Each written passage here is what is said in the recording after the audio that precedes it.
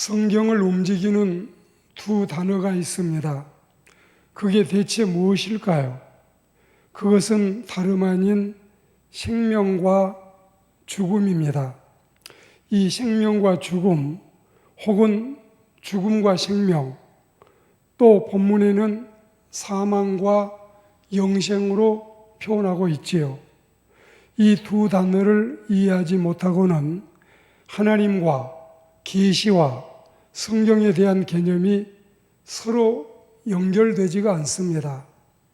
성경이 말하는 치명적인 불행은 인류의 타락이 생명 관계를 사망 관계로 바꾸어 놓았다는 슬픈 사실을 인간에게 알릴 수밖에 없었다는 사실입니다. 그래서 오늘 말씀은 인간의 원죄에 대해서 우리가 말씀을 들어보는데, 한 사람, 또 한 사람, 두 분이 등장을 합니다. 옛사람과 새사람이라고 표현을 해도 무방하겠어요.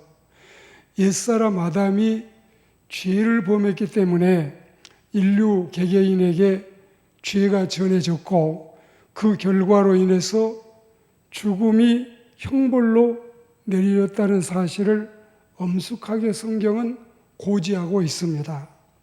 이게 바로 인간 불행의 대명사요, 인생 비극의 제1조 항목인데, 견해에 따라서는 불평을 하기도 하고 또 학설을 반대하기도 하는데, 아담의 죄 때문에 전 인류가 벌을 받는다는 것은 매우 부당하다고 하는 관점이 그렇습니다.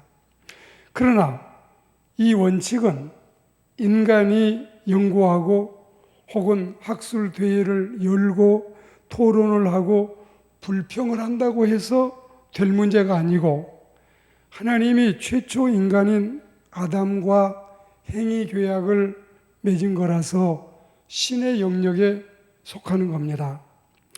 이게 정 억울하다면 행위 계약에 실패한 인류에게 하나님께서는 다시 사는 길을 계획하신 나머지 예수 그리스도를 통해서 이번에는 은혜 계약을 새롭게 맺으시고, 예수 그리스도를 구주로 믿는 자들에게는 이 놀라운 은혜 계약을 적용시키신다는 사실입니다.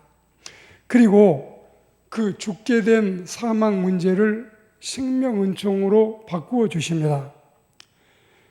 이게 바로 죽은 자가 다시 사는 것이고 복음이 아니겠습니까? 그리고 이 엄청난 복된 진리를 믿고 우리는 죽음의 사선을 넘어서 이제는 새 생명을 얻어서 사는 길로 가고 있지 않습니까? 그러니까 오늘 죽음에 대한 세세한 별 말씀을 들어도 우리가 이런 음침한 사망의 골짜기에서 생명길로 나섰다는 것을 말씀 듣는 것뿐이지, 다른 어떤 두려움도 공포도 우리를 지배할 수 없습니다. 이제 우리는 죽음에 대한 별별 말씀을 듣는다 해도 눈 하나 까딱하지 않습니다.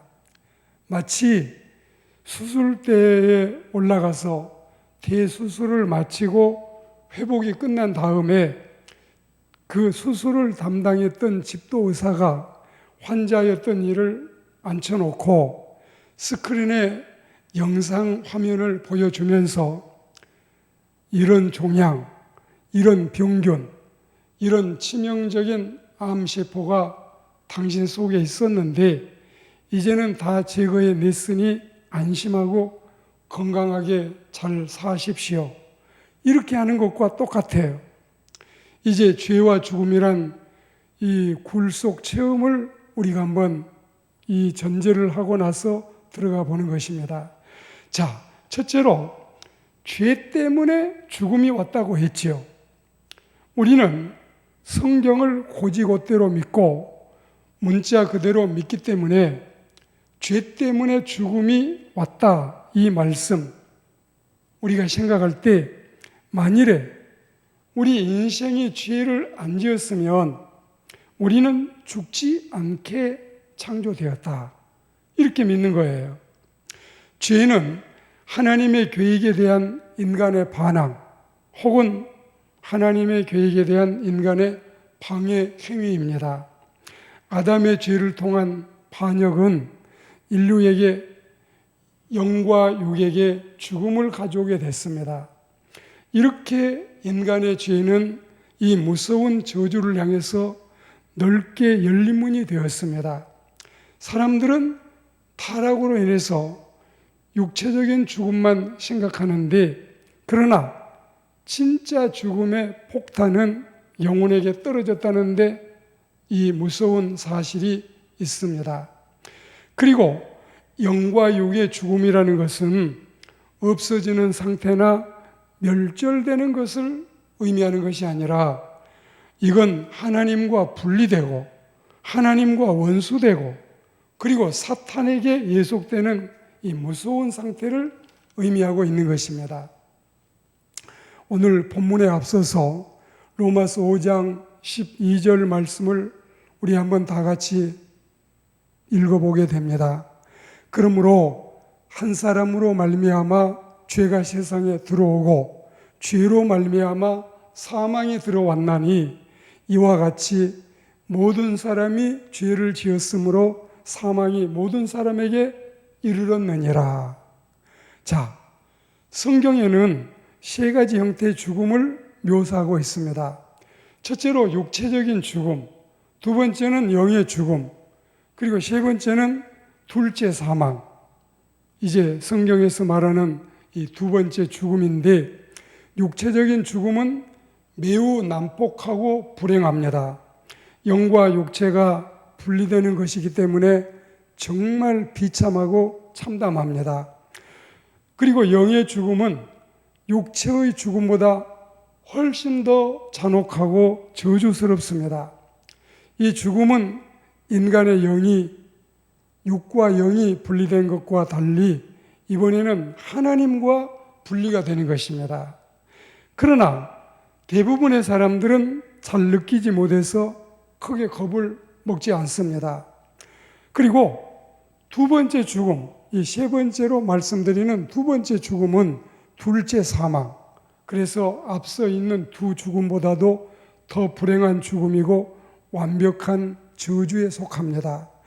이건 최후의 심판을 통해서 나타나는데 앞에 두 죽음과 달리 이제 다시는 가망이 없는 것입니다.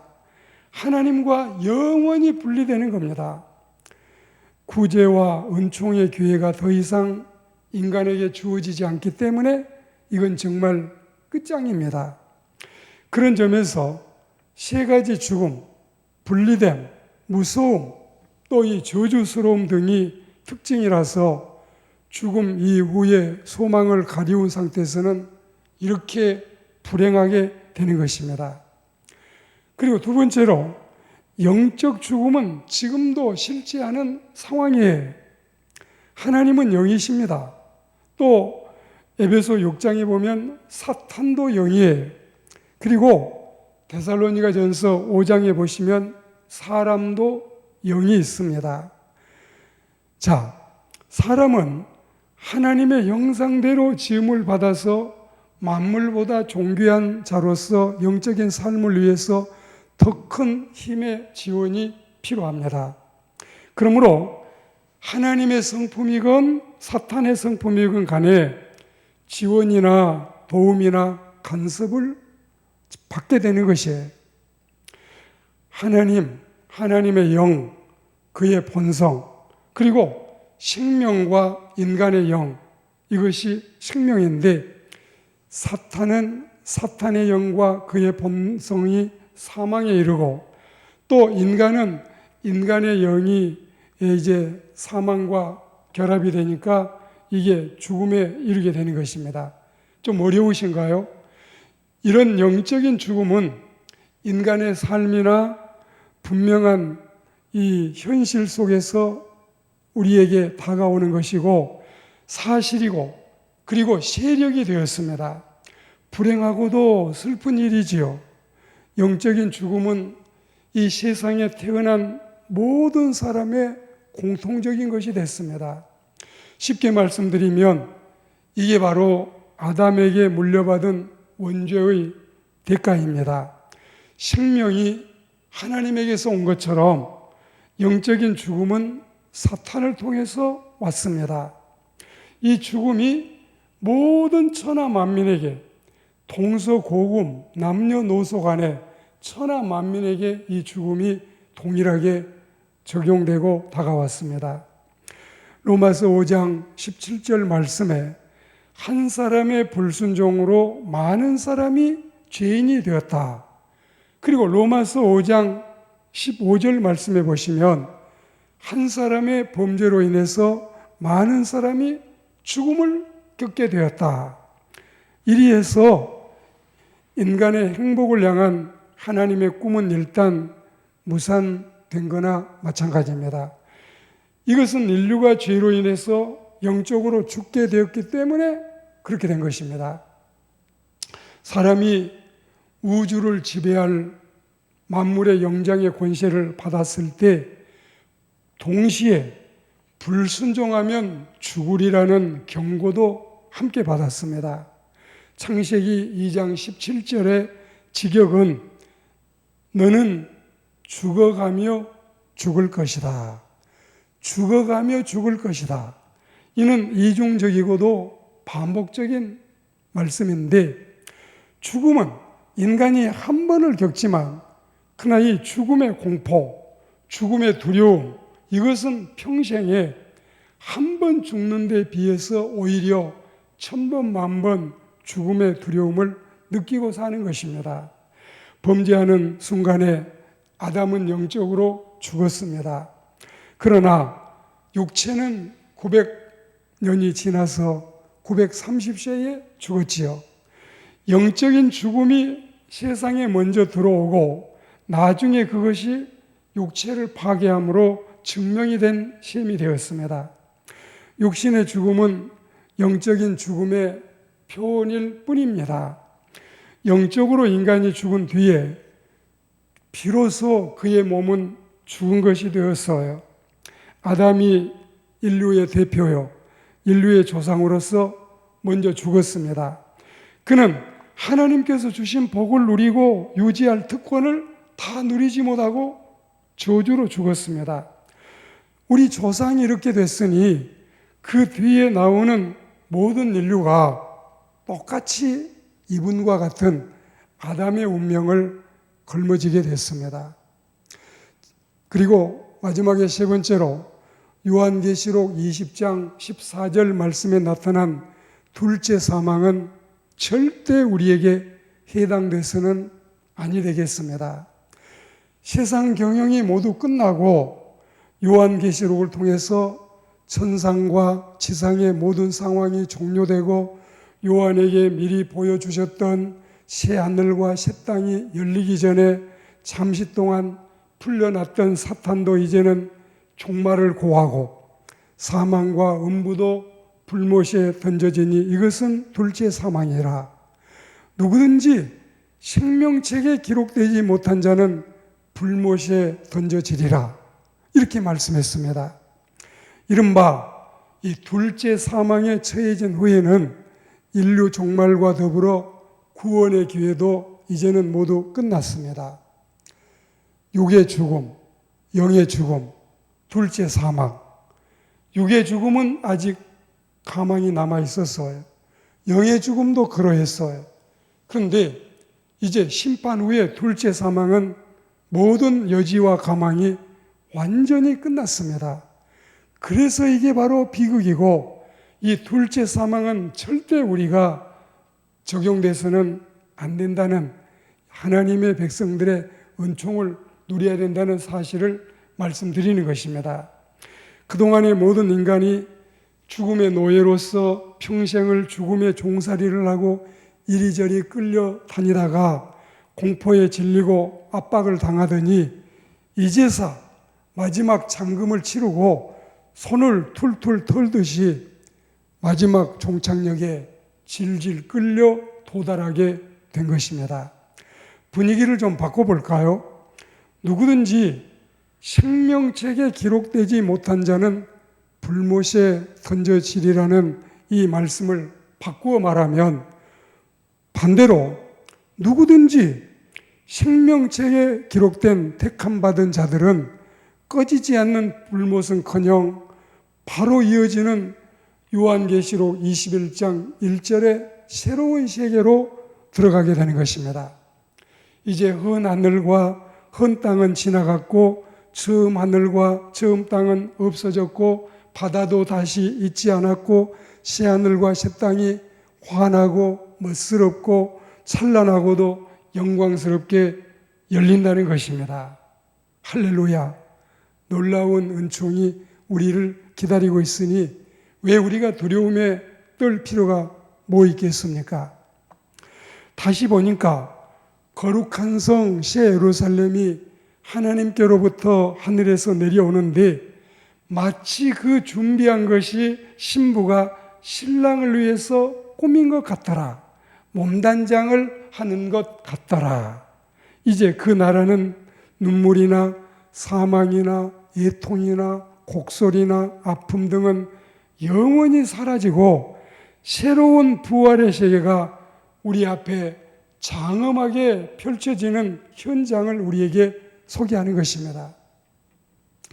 죽음이 없이는 부활도 없고 죽음을 모르면 생명도 모르기 때문에 무서운 죽음에 대해서 짧지 않은 시간을 할애하여 여러분에게 말씀을 전했지만, 그러나 이것으로 끝장이 아니고 우리 주 예수 그리스도 안에서 영원한 생명이 새로 시작된다는 사실이 바로 우리에게 전달된 복음의 메시지입니다.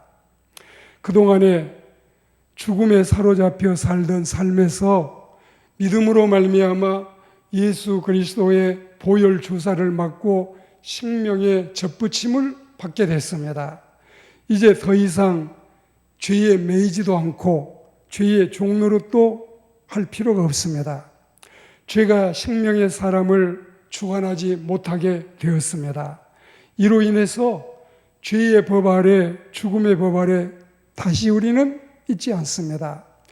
죄의 결과인 죽음과도 완전히 무관하게 결별을 했습니다. 이제 남은 것은 영생의 나라에서 주님과 함께 생명을 끝없이 누리는 것입니다. 그리고 섬기고 봉사한 대로 각자에게 주님 예비하신 상급을 우리에게 주시고 면류관을 씌워주십니다. 설교가가 가장 좋아하는 성경 말씀 가운데 이런 대목이 있습니다. 기록된 바 하나님이 자기를 사랑하는 자들을 위하여 예비하신 모든 것은 눈으로 보지 못하고 귀로 듣지 못하고 사람의 마음으로 생각하지도 못하였던 것들, 이게 바로 고린도전서 2장 9절 말씀인데, 생명나라에는 생명강이 흐를 것이고 강 오른편과 왼편에는 생명나무가 우람하게 서 있을 것이고 그 생명나무에는 생명과일이 열릴 것이고 그 과일 종류는 12가지가 될 것이고 또 달마다 그 열매가 새롭게 열린다고 말씀을 했습니다. 그렇지만 아직 우리의 눈동자는 차마 보지를 못했던 것들일 것이고 아직 우리의 청각으로는 차마 듣지를 못했던 것들일 것이고 아직 우리의 이 좁은 소견으로는 차마 상상할 수도 없었던 하나님의 은총이 우리를 위해서 준비되어 있습니다. 우리 미리 너무 속단하지 마시고 너무나 우리가 미리 지레짐작하지 마시고 거기 가서 영원한 생명의 나라에 가서 그 아름다움을 친히 여러분들이 각자가 경험하고 그 영원한 생명 세계를 누리시기를 바라고, 그러기 위해서는 우리 모두가 그리스도 안에서 주님의 백성이 되시기를 주의 이름으로 축복합니다.